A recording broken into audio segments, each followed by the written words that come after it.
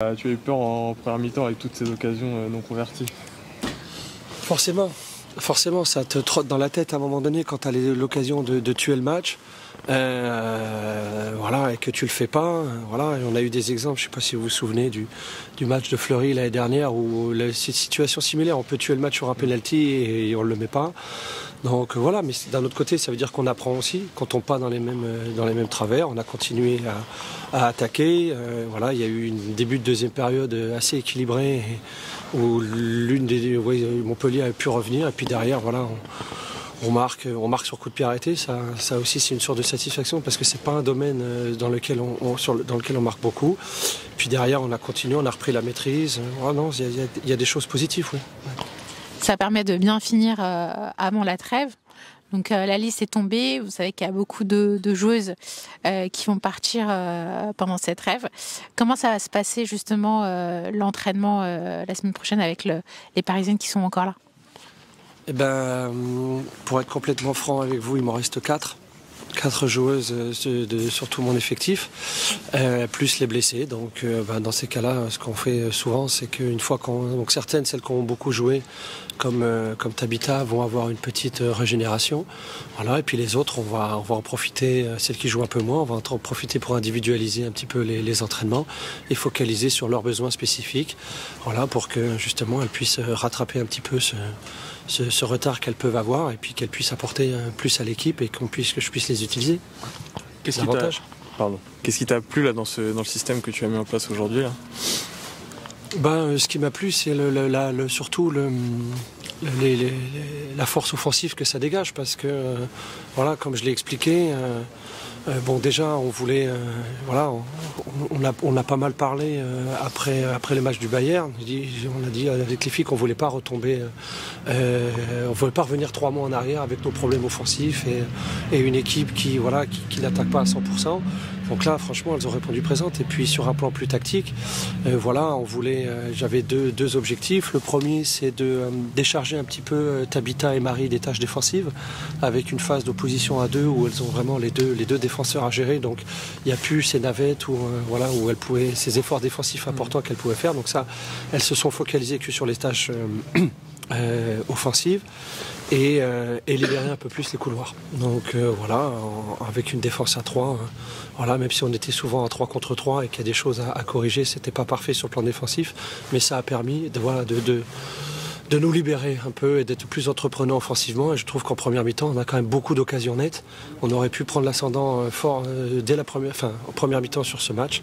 Voilà, on l'a pas fait, mais au final, on tient, on les laisse pas revenir à 3-2 et à la fin, on marque ce 4e but. Donc ça, c'est sur le plan offensif, c'est positif. En tout cas, sur l'état d'esprit, c'est positif.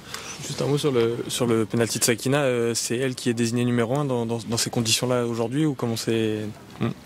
Oui, alors là, je vais pas en parler dans le vestiaire, etc. Mais là, les règles n'ont pas été complètement suivies. Normalement, celle qui subit la faute ne tire pas. C'est pour ça qu'il y a 2 tireurs. Bon, voilà. Donc après, elle a voulu prendre ses responsabilités. Elle fait partie des 2 tireuses nominées. Et s'il y en a 2, c'est justement pour dire que celle qui subit la faute ne tire pas. Souvent, c'est la règle. Et ça confirme que cette règle n'est pas là pour rien. Mais bon, voilà. Donc c'est pas, elle l'a pas mis. Derrière, elle a quand même fait un gros match, donc on va lui pardonner. On a vu que vous avez décidé de renforcer cette défense avec l'entrée de Jade Le Guilly, alors que Katoto et Martin sortaient.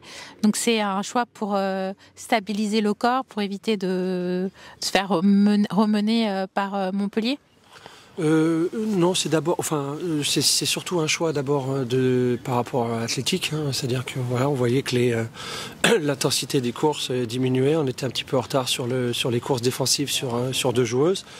Donc et puis comme je le disais, sur cette début de 2e période, on sentait que le match équilibré, on perdait un peu la maîtrise, c'était un peu équilibré, donc il fallait amener du 109. Voilà, donc Jade, puis ça a permis aussi de remettre Amalie à un poste qu'elle affectionne même si elle a été performante dans son couloir, à un poste qu'elle affectionne un petit peu plus.